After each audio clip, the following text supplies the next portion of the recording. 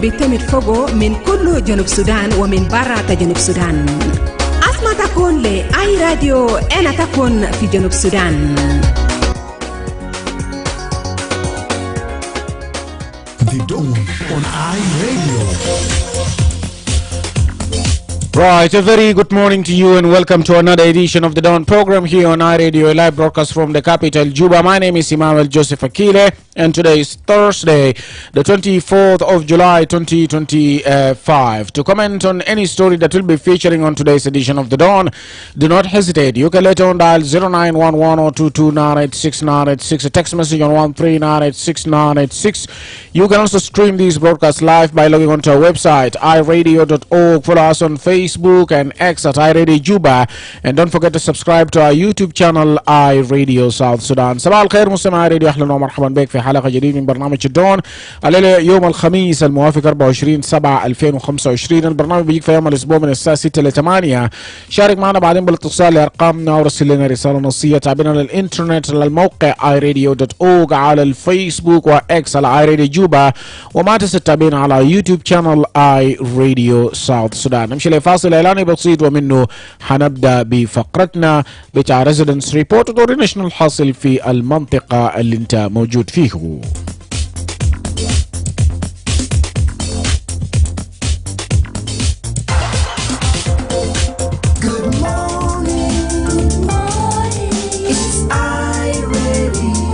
نعم، مرحبا بك مرة ثانية مستمع راديو في كل مكان. راديو صباح النور. بانجان من جوسي. بانجان اتفضل معنا. اولا تحيه لك وتحيه للتيم العامل معك في الاستوديو، وتحيه لمسمى الكريم مسمى اي راديو في كل مكان، واخواننا المتصلين في فتره الصباحيه على راسهم سوسوجوك، اخونا كوشوك فرانكو سبيت، ديفيد ماغو، سلطان جوزيف، ماما ماريا، و شيف اكزيكتيف دايركتور اوف جوبا سيتي كونسل ديناس أليكس متي، اليوم صباح الخير. وبرضه جيمس في قلواق معروف جيمس بيكر سلم عليه، وعمنا برضه حاشم شاتم تعرف ملتين سلم عليه، وبرضه ويليام جليو في مدينة الملكال، وقرأ وقور وسيف قدر فاول، وجميع المتصلين ولهم صباح الخيرات. أنا أصبحت كويس هنا في عيدي في كم في جوبا، أنا وأسرتي الصغيرة والجيران أصبحنا كويسين. نتمنى برضه من الساكنين في المخيم رقم 3 ومخيم رقم 4 أصبحوا كويسين، لأن المخيم كبير طبعا. طبعا ده نتكلم عن الموضوع بتاع الدستور بتاع جنوب السودان 2011 اللي كتبه المرحوم جون لوك في وقت رئيس المجلس هو دكتور جيمس وان ايجا. الدستور طبعا يعني كتب او صمم او كتب يعني بالمقاسات بتاع زول واحد، يعني هو طبعا ركز كل السلطات في يد بتاع زول واحد. يعني كانت يعني الدستور يعني هو دخل البلد ذاته في حاله بتاع الحرب. الناس هسه بطالب انه لازم الناس تكتب الدستور من جديد يوضع فيها نظام الحكم والنظام الحكم والسلطات بتاع الرئيس والتام مثلا يكون كم تام وهكذا. يعني الدستور ضروري جدا. انا الناس قاعد دائما يتخبط، حكومه قاعد يتخبط، ما بيقول ما في كتاب الدستور. يعني انا بكتب الدستور قبل الانتخابات، يعني وفي وقت كافي. هسه اذا كان مثلا في سنه ونص قبل اجراء الانتخابات ده وقت كافي. فالدستور ضروري، بدون الدستور عشان يعمل قاعده للدوله اللي بيجي يحكم ده يعني صعب جدا. لان تعرف الافارقه دول السلطه، لو قعد سلطه في اكثر من 15 سنه من الصعب انه ينزل، لانه السلطه تعمل حاله نفسيه. يعني كل ما طال الزول في الكرسي كل ما زادت حلاوه السلطه. فانا بشوف انه لازم الناس يكونوا يكتبوا الدستور كويس. وحتى الولايات برضه نظام الحكم مثلا اذا كان نظام هذا زي نظام اللي احنا قاعدين فوق، هذا نقول نظام لا مركزي، مع نظام الولايات نظام لا مركزي وعظيمه ذاته. اذا كان مثلا نظام الفيدرالي او نظام الكونفدريشن او نظام الولايات او الاقاليم ده ناس يصلوا لنظام كويس، مثلا يدي الولايات حقهم في الايرادات وفي الموارد بتاعتها. يعني على سبيل المثال مثلا اقليم عربين او ولايه الوحده، يعني مثلا يعني منطقه منتجه للبترول الناس دي ما قاعدين يستفيدوا من مواردهم. 98% من عائدات البترول بتجي المركز، حتى 5% اللي قال مخصصه للهوست كوميونتي ما قاعد تصل للمواطنين. يعني مثلا هسه في ولايه الوحده يعني مقاطعات المثل للبترول ناس عايشه مثلا لا مركز صحي لا مويه، ناس عايشين عفيانين، ناس ماشيين عفيانين ما في ناس.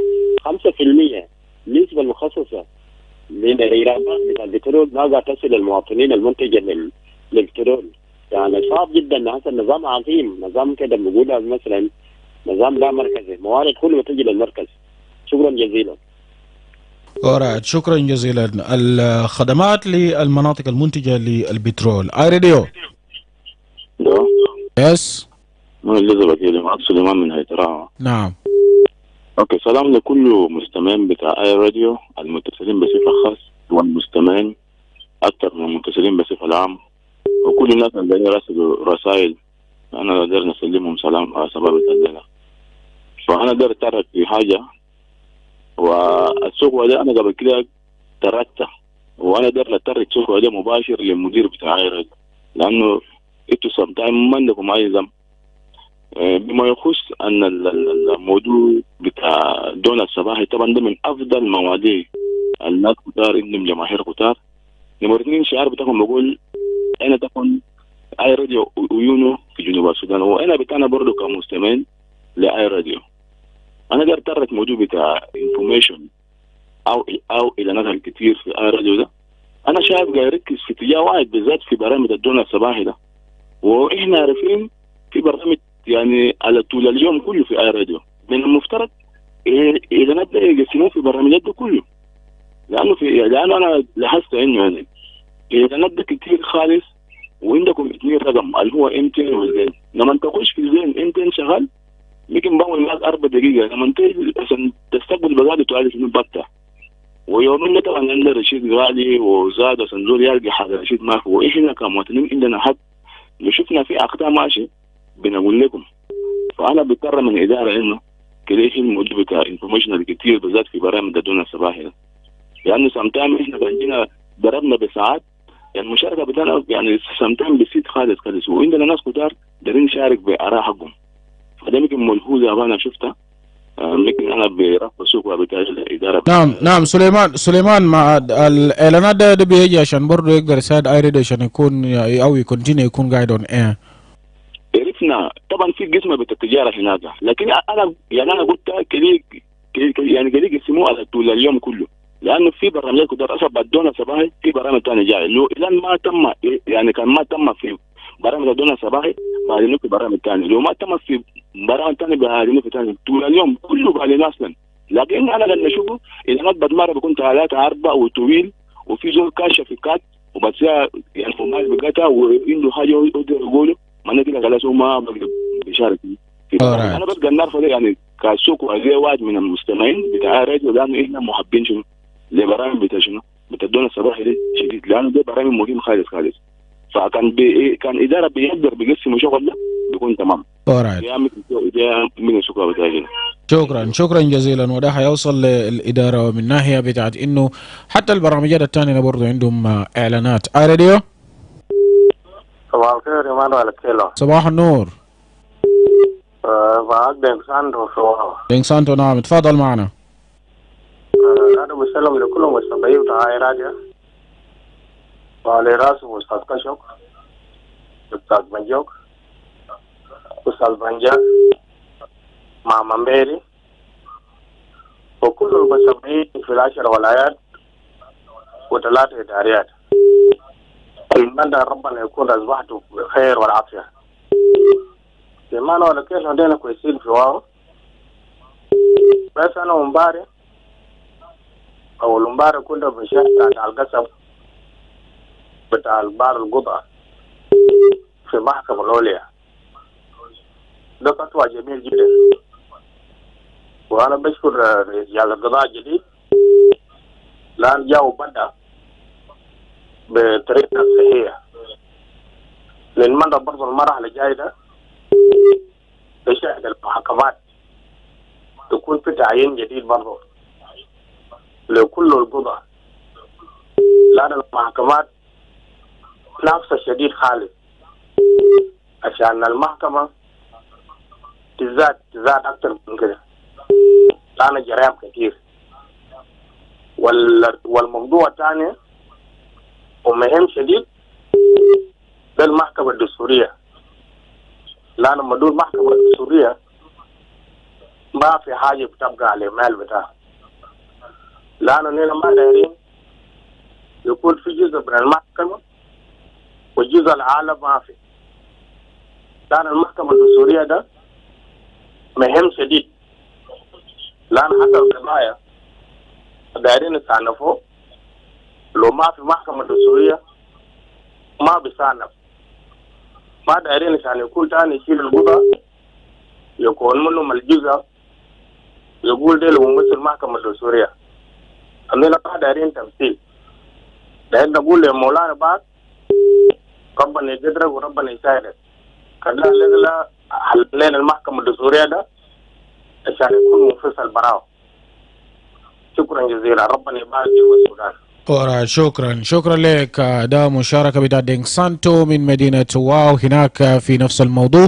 خلينا نقرأ بعض من الرسائل هنا على الفيسبوك بيج.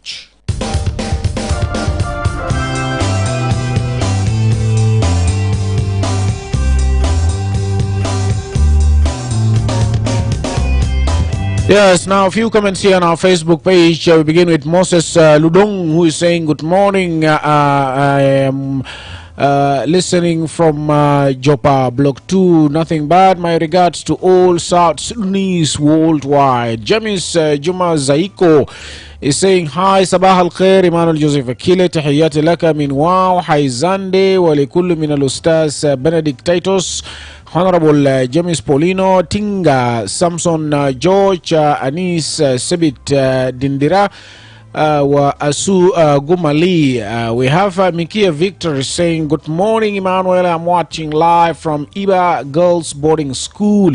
Nothing here. Everyone within and outside doing well in Iba County despite the economic impact. Luis Gitano is saying, good morning, Akile. To you there in the studio and all the listeners and the regular callers of iRadio watching live from Haibafra, that is in Wow. And then we have Makui Dor. Makui Dor wrote, good morning, watching live from Wow, and my greetings to the listeners of iRadio across the country. Anguyu Stars wrote on our Facebook, good morning iRadio. I'm watching live from Wow, and I pass my regards to the regular callers and the writers and including you in the studio, Emmanuel, for the residence report where I am staying in Wow. We are fine. And the only issue is the situation of South Sudan, which people spoke about, but then it remains. He's saying talking about Tumbura County conflict since 2021 up to today. The civilians are fighting among themselves, and the government is watching. It's in state of intervening, but then the government is only watching citizens in Tumbura, and they South Sudanese. That's a question there about the situation, calling for intervention of the government. Galukuma is saying, good morning, Joseph Akile. I am watching live from Wow, and then we are all fine. We have Bodman Ohire saying, good morning, iRadio. I'm watching from Gurei. We have Abi Julia Henry saying, the very people looked at me last Sunday in the church as if I promised to bring them Jesus. Now, I don't know what that means, but then that's your comment there. Justin Kerry saying, good morning, Akile. I'm from Juba Town. My regards to all South Sudanese. We have Biarkoi Kuya is saying good morning to you in the studio and also to the listeners and the general public. I'm watching live from Jungle Estate. Stewart Taban is saying good morning, watching live from Jebel, and pass my regards to the listeners. Joseph Sebit is also watching us live from Morioko. We have Justice Zurgima is saying good morning, watching live, and I really appreciate you guys. Nothing bad here. We are trying our best. There is watching us live from Unity State in Bentiu. John Santo بيقول أسعد الله صباحكم بكل خير. Emmanuel من مربع 5 قدلة يوجد في مدينة جوبا بعد من حالات بتاع القتل العمدا وحالات بتاع الانتحار من بعض أحياء مدينة جوبا، كما يوجد جرائم متنقلة من حي إلى حي آخر مثل القتل يعلق على أي مبنى من داخل الأسواق قبل أسبوع الفات هنا في جدلة. لذا نرجو من السلطات العليا بتدبير احترازية لمنع الجريمة قبل وقوعه من أجل سلامة المواطن، ولا بد القيام بالارتكازات والدوريات وبسط الأمن والسلام عليكم ليوم بكرة أحلى. We have Chui Niguo is saying good morning iRadio, watching live from Rombur Teachers Training Institute. Deng Daniel wrote on our Facebook, pass my regards to the callers of iRadio. In my area, nothing bad or nothing wrong. Everyone is ready to go for his or her work. That is Deng there sending his message from Shirikat. We go for this commercial break and we'll be right back. Don't touch your dial. Good morning. This is The Dawn on iRadio. iRadio, your eye on South Sudan. iRadio, your eye on South Sudan. Are you tired of the long queues while transferring money? Well, MTN Momo International Money Transfer is finally here. You can now send and receive money to Uganda or Kenya, or receive money from the rest of the world. Experience financial freedom and easy life with Momo. To access the service, dial star 200 star 1 star 3 hash. The Ministry of Health is conducting a commemoration of African Vaccination Week with a new vaccine introduction of pneumonia vaccine, targeting all children aged between 6 to 14 weeks. Take your child to the nearest vaccination center during the African Vaccination Week or Big Catch-up campaign. Good morning, Mama Alice. Good morning, Mama Ladu. Where are you coming from this morning? I had taken Ladu for pneumonia vaccination at the health center to protect my child against pneumonia and meningitis. He was also vaccinated with other routine immunization vaccines at no cost. Is baby Alice already vaccinated? Yes, she was vaccinated last month. Does she need to be vaccinated again? Yes, she needs to be vaccinated with at least 3 doses at 6, 10 and 14 weeks to be fully vaccinated, immunized and protected against pneumonia. Really? I just heard from afar that there will be a vaccination campaign during the African Vaccination Week, but I was not keen enough to get the details. You know, pneumonia vaccine is effective in preventing pneumonia and deaths in infants and young children. This vaccine has just been introduced this year, 2025. A lot of children were not vaccinated. Some even travel without being vaccinated. I wouldn't want to see any child get pneumonia. I didn't know that pneumonia is very serious, that it can cause meningitis and even death. Yes. Pneumonia is a life-threatening disease caused by bacteria or viruses. The signs are cough, fever, chills, and shortness of breath, which may be accompanied by chest pain when breathing or coughing. Children who survive may experience long-term effects on lung function and increased risk of respiratory conditions like asthma. Asthma or lung function complication?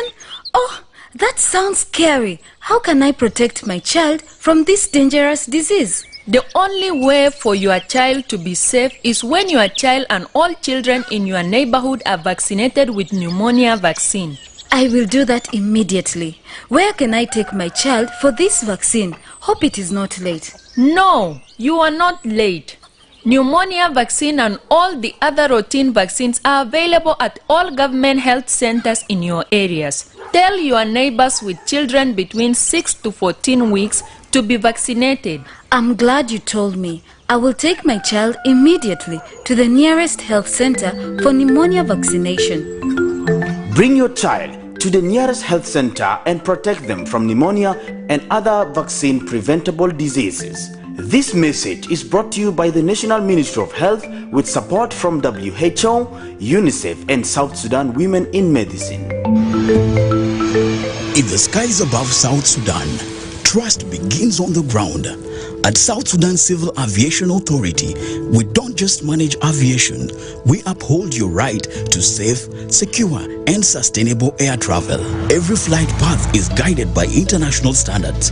Every airport protected with enhanced security. Every decision made with future generations in mind. From air traffic control to passenger safety, South Sudan Civil Aviation Authority is investing in systems, people, and policies that guarantee quality service delivery. We are not just overseeing aviation, we are building a reliable, transparent, and resilient airspace for all. Because you deserve to fly with confidence, you deserve to land with peace of mind. South Sudan Civil Aviation Authority. Safe, secure, sustainable. For more information, visit our website at www.sscaa.gov.ss or reach us on support@sscaa.gov.ss.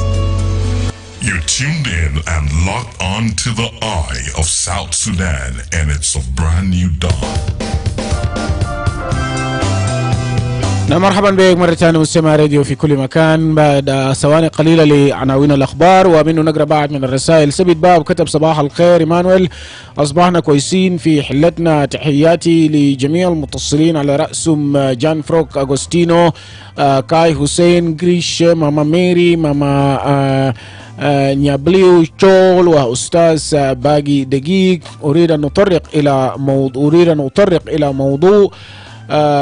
موضوع مهم، وهي ارتفاع أسعار الوقود والمواد الغذائية. أصبح الإنسان الجنوبي لن يتلقى لقمة اليوم بسبب ظروف الأوضاع المعيشية، تأخير صرف مرتبات، وأصبح الإنسان الجنوبي غير قادر أن يفعل، وتركنا أمرنا لله. Angui Kwach wrote there, good morning to you in the studio and to the writers, listeners of I Radio. My regards to James Dwar, David Magog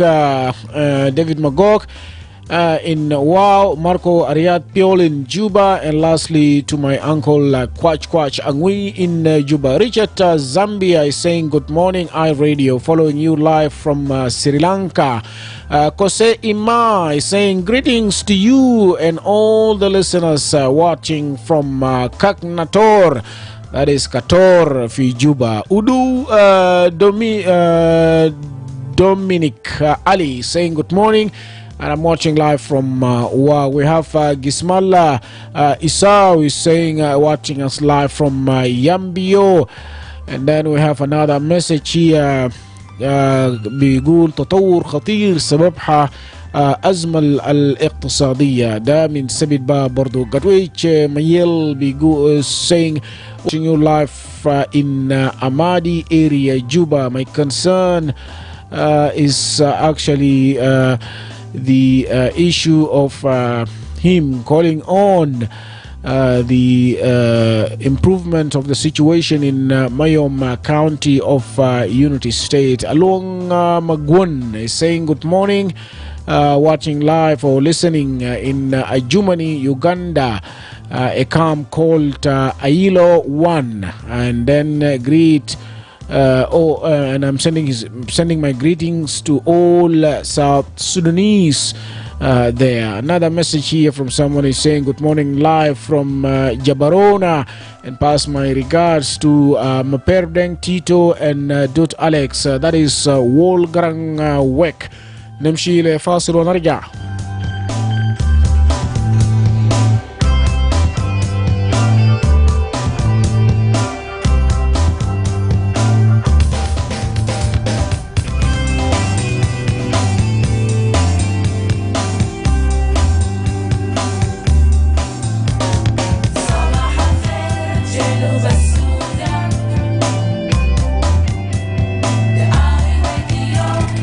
تقوم في جنوب السودان. This is iRadio. When contributing to a topic on the radio, please avoid statements that may incite or promote hate.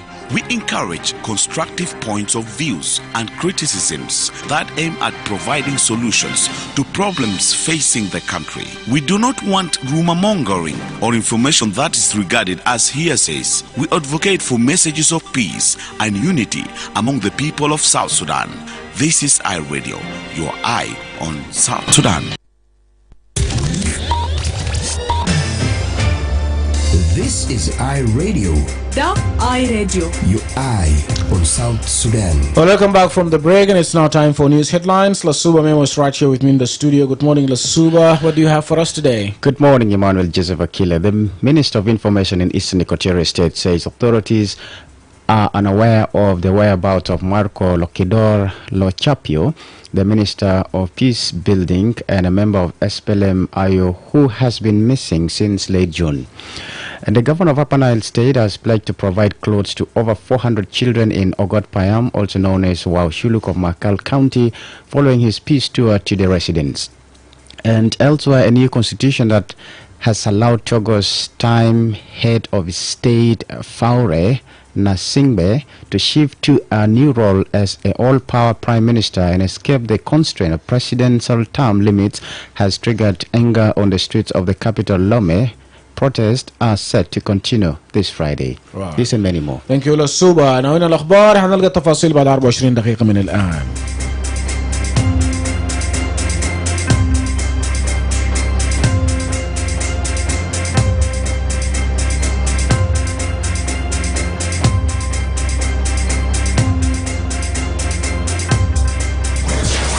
Looking for the perfect radio partner? iRadio is your answer. Why choose iRadio?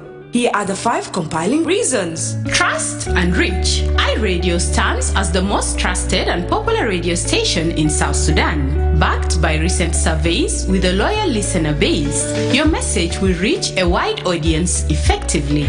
Extensive network. iRadio is not just a radio station. It's a network of interconnected stations. When you partner with iRadio, we'll broadcast your program across multiple locations such as Wow, Awil, Kwajob, Yambio, Bor, Rang, Malakal, and Baliad, ensuring maximum coverage and impact. Regional presence.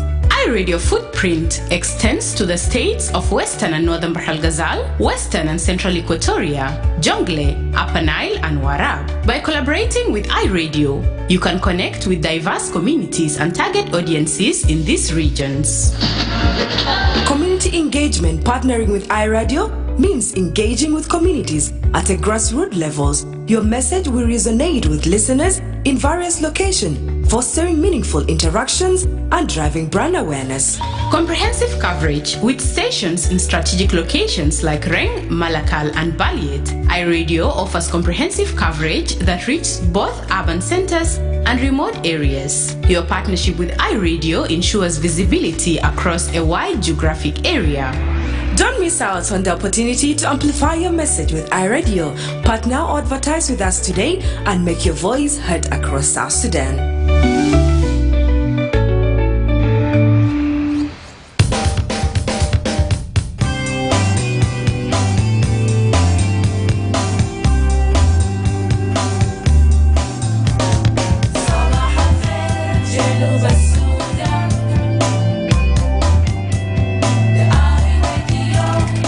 تكون في جنوب السودان. مرحبا بك مرة ثانية مستمع راديو في كل مكان. نمشي نواصل بفقرتنا، بينما بحس مركز بتاع السلام والمناصرة، وهي منظمة بتاع مجتمع مدني مستقلة البرلمان القومي في جنوب السودان على الوفاء الكامل بواجبات بتاع الدستورية دون خوف أو محاباة، ده من أجل استعادة بتاع الثقة بتاع الجمهور له.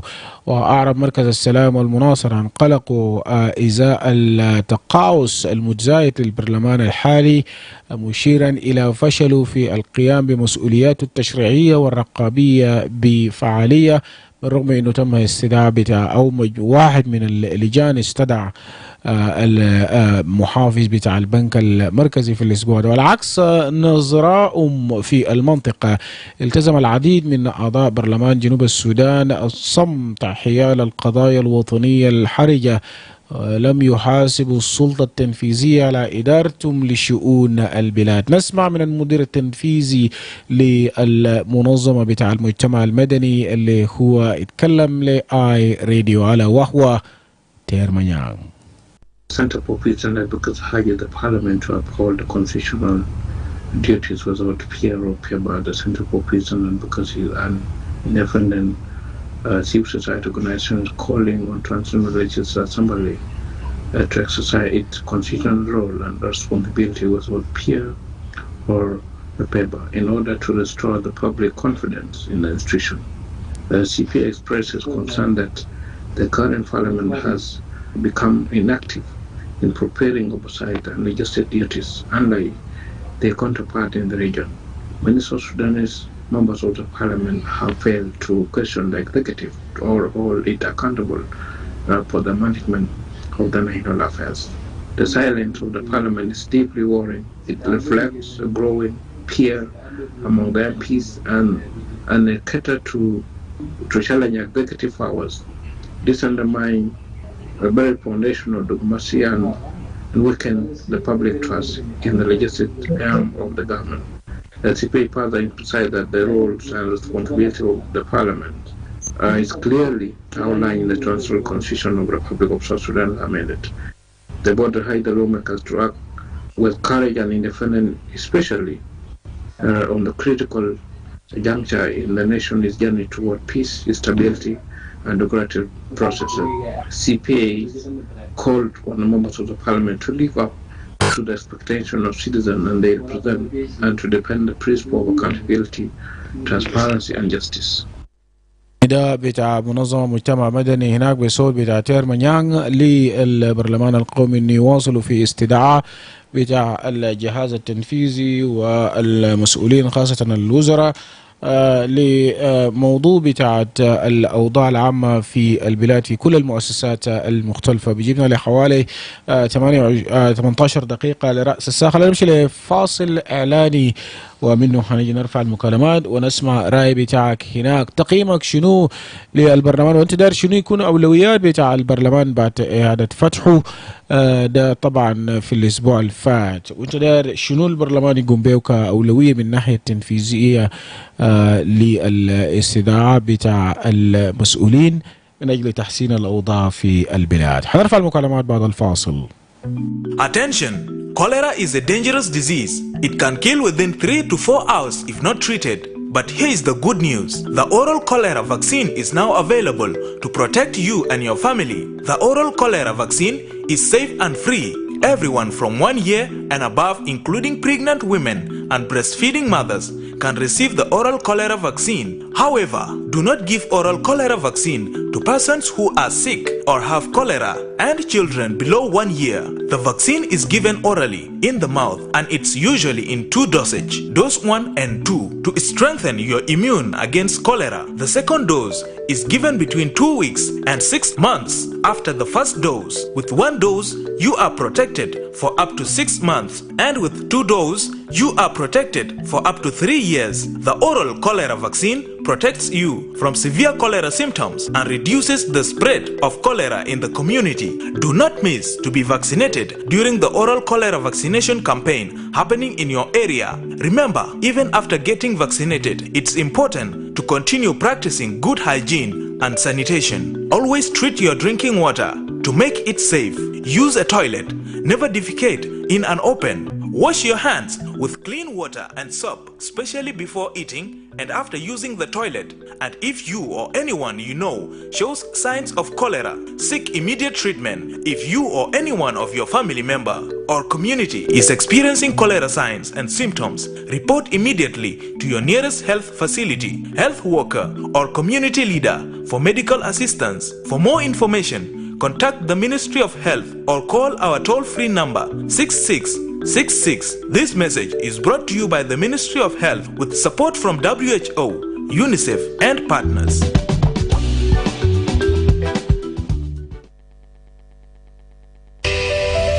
Are you ready for lightning fast, reliable internet that keeps your business connected and running smoothly? Look no further. Eden Technologies got you covered. Introducing Starlink, a cutting-edge, low-orbit VSAT solution delivering unmatched speed and reliability for both businesses and homes. Need powerful satellite internet? Eden Technologies got you covered. From C-band VSAT, perfect for high-demand environments, or KU-band VSAT, for flexible solutions tailored to your operational needs. Choose Eden Tech Fiber Internet for the ultimate choice in connectivity. Upgrade your office with LAN infrastructure and cabling for seamless, structured networking, IP phone telephony, and advanced voice over internet protocol services for crystal clear communications. At Eden Technology, we offer ICT solutions, consulting, and expert advice to optimize your digital transformation. Our office is located at Melekia, behind Green Rock on Juba. You can as well call us now at 0926 300 511 or 0926 300 501, or visit our website at www.edentechltd.com. Experience the future of connectivity, fast, reliable, and built for you. Eden Technologies Ltd. Get connected. Stay connected.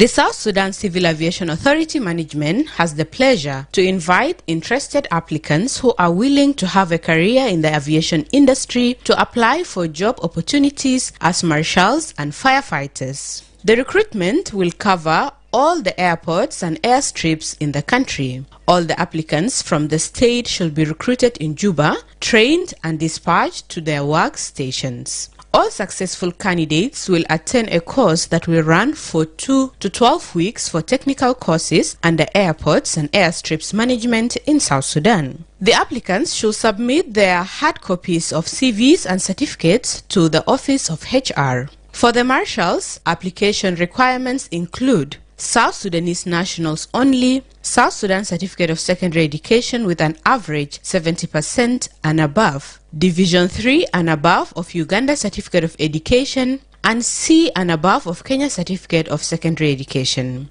Age 25 to 35, medical certificate, and fluent in English. For the initial firefighter course, 10 posts in Juba, applicants' requirements include South Sudanese national only, South Sudan Certificate of Secondary Education with an average of 65% and above, Division 3 and above of Uganda Certificate of Education, and C and above of Kenya Certificate of Secondary Education. Age 18 to 30 years. Medical certificate, fluent in English, valid driving license is mandatory. Submission of application shall be handed in to the Department of HR and Management and Development during the working hours, and the letter shall be addressed to the Director General for Civil Aviation Authority. All applications shall be delivered from 15th to 25th July 2025, and applications will be closed on 26th July 2025 at 5 p.m. Life is about flavor. You gotta spice things up because there's only one Benny. It's a mission to give the people more flavor because flavor is a feeling. It transforms any meal from lunches on the go to mixes, salads, and soup. You just need one envelope to bring everyone together. Benny, live with more flavor.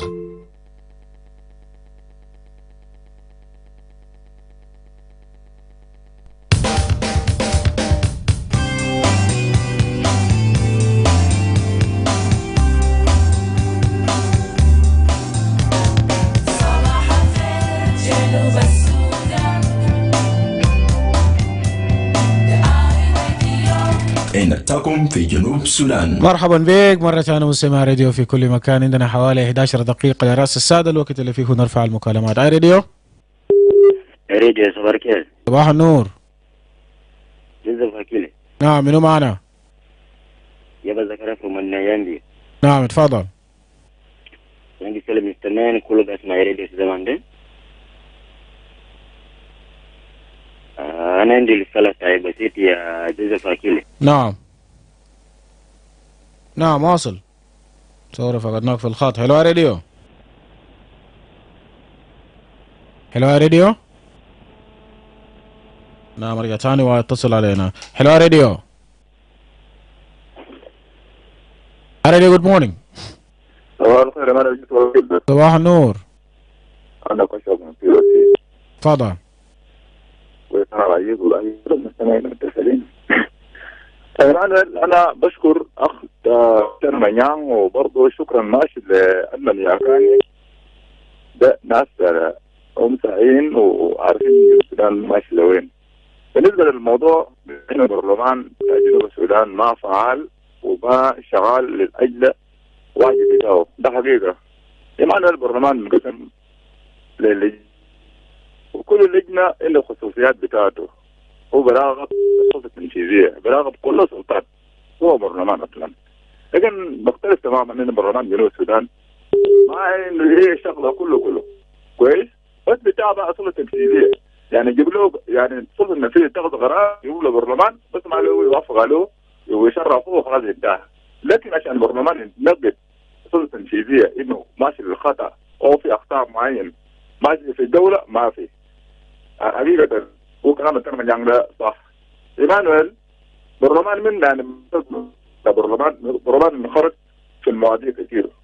أول حاجة الموضوع الأمنية.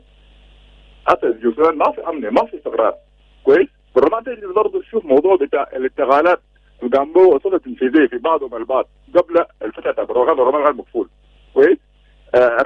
نائب الأول لرئيس الجمهورية في حجاز برضه في أعضاء البرلمان تابع لمقاطع الناصر كان رفع احتجاج بتاعهم ومذكرة برضه متجاوزين في متغل كويس. برضه في جال أمني في وزارة الدفاع في قادة بتاع الجيش برضه في انتقالات. نمرة 3 دخول قوات أجنبية في داخل جنوب السودان ما كان موافقة البرلمان كويس. الوضع الاقتصادي برضه جنوب السودان ماشي لوين؟ بريزة مشى اتجاه ناس ماشيين 17 شهر بدون مرتبات. برلمان يعني لجنة اقتصادية ولجنة مالية في برلمان برضه ما بتسجلها جلد ديل كويس.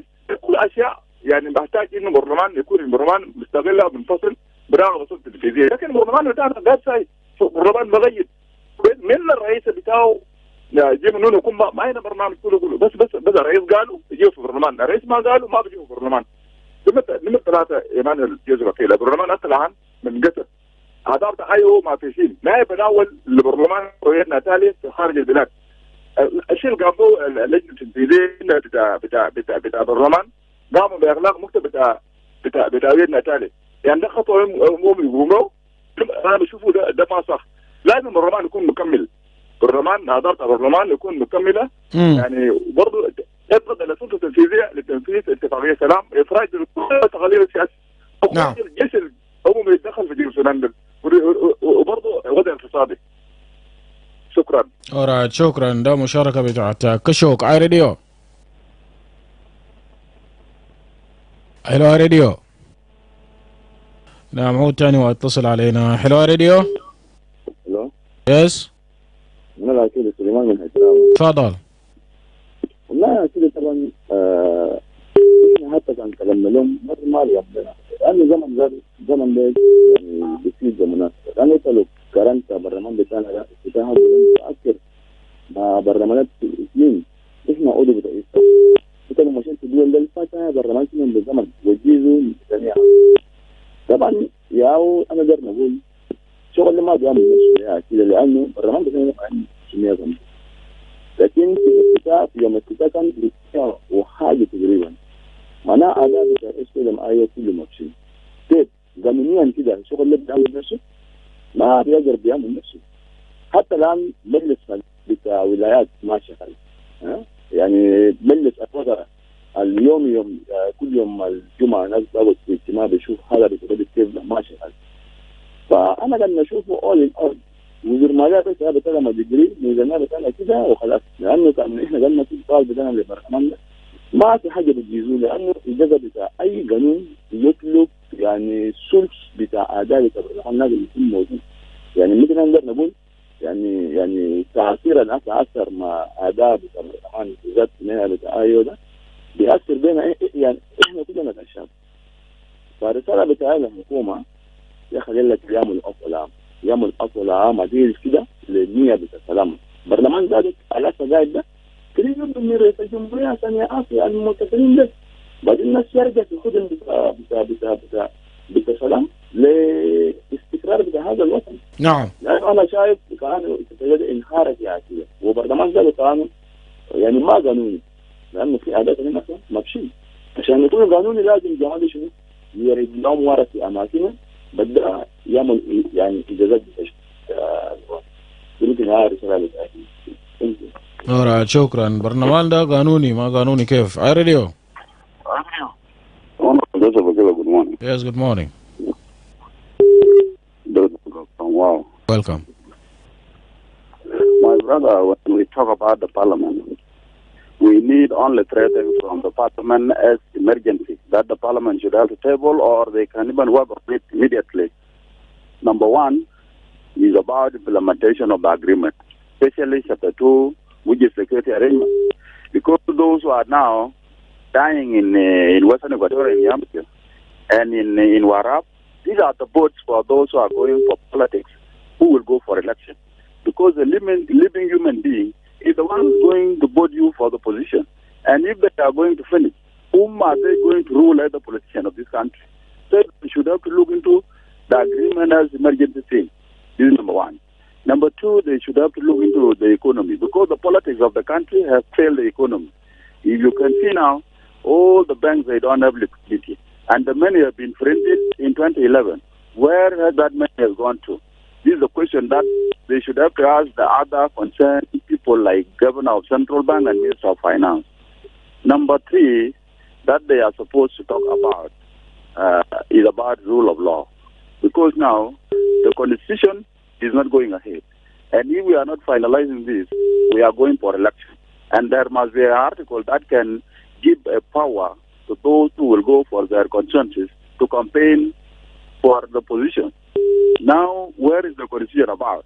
These three things are supposed to be the important thing of which the parliament should have to prioritize them for the people of South Sudan to have peace in their country.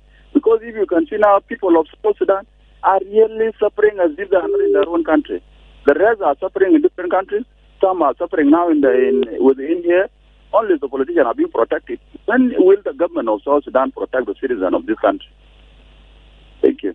All right. Thank you. 200 حكومة بيحمي شعب بتاع البلد ده. اي راديو. Emmanuel جسد أكله. استاذ مجوب. صباح الخير. صباح النور. تفضل طوالي. ايوه. Emmanuel انا بتفق مع اخوي ديفيد المقام في دور البرلمان بالذات. بالفعل انه ماي براذر هو بالفعل يعني بيهمه يعني البلد ده يفترض الناس شنو يتعرف شنو المواطنين العاديين ديل اذا كانوا ويسمع رانا وبقى بالفعل الشعب ده شعب واعي كويس يعني حتى لو اغلبيه الشعب الجنوبي السودان ما عارفين حقوقه لا عارفين حقوق لانه اصلا لما نقول برلمان ده ما مجلس بيمثل صوت الشعب كويس فيعني المفروض طبعا ده جهه تشريعيه الجسم الوحيد المفروض يعني بننبه رئيس الدوله او رئيس الدوله ده مجلس التشريعي بالنسبه لتنسيق الاتفاقيه بين الرجلين ده قبل شويه اخوي ده ما قالوا ده شفت البند ده لو ما يتنفذ في جنوب السودان المشاكل ما هتجي كويس حتى كلام الرئيس في البرلمان انه انا هننفذ الاتفاقيه كلام هو معموله كويس مش معموله اذا كان شريكه الاساسي قاعد يحافظ عليه في البيت فانت عارف يعني هذا المناطق المشتعله ده موضوع بتاع وعرامات بقى هيدا يعني زي بعوضه كويس. والموضوع بتاع ويسترن إكواتوريا برضه بقى زي بعوضة. ده كله موضوع بتاع ترتيبات أمنية. كويس. هذا الموضوع بتاع الديزاين اللي شغال في ورا ما بمشي. لأنه أنا سمير مع ده كان ده أخويا أكل بقول إنه حتى القوة الجيش الموجود ما بقدر يعمل ديزاين. كويس. معناته في مشكلة في يعني في مشكلة يعني لو ما زاد الجيش ده معناته ديزاين ما بمشي. وانت ما ممكن تعمل ديزاين في جهه وجهه ثانيه ما يعني المفروض ديزاين يكون في جنوب السودان كله. نعم. وكلام المفروض البرلمان ده يعمل الكلام ده. فانت عارف البرلمان ده في ناس بس يعني شغل الوين انا بعرف البرلمان ده يعمله بس بتصويت ويسولفوا وانتهت. alright. اي برنامج لا بقدر يشغل خلاص ماشي الاخبار وماشي وين يا ايمانويل. انا ماشي دقيقتين بس. اخبار كيف جاي؟ باقي ثواني قليله لراس الساعه مجوك. تفضل يا ايمانويل تفضل. شكرا لك. شكرا. ما نزعل لانه الكلام لما يكون مختصر بيكون احسن لانه الزمن ما قاعد يكون دائما لصالحنا. ثواني قليله عندنا اقل من 20 ثانيه لراس الساعه. Up next news in English with Lassou Emmanuel. I'll be right back in the second half of the dawn. هل بتفتش على راديو مثالي؟ آي راديو هو جوابك. ليه تختار آي راديو؟ في 5 الأسباب المغنادل. الثقة والوصول. بيعتبر آي راديو المحطة الإذاعية الأكثر ثقة وشعبية في جنوب السودان، مدعومة بالاستطلاعات الأخيرة مع قاعدة مستمعين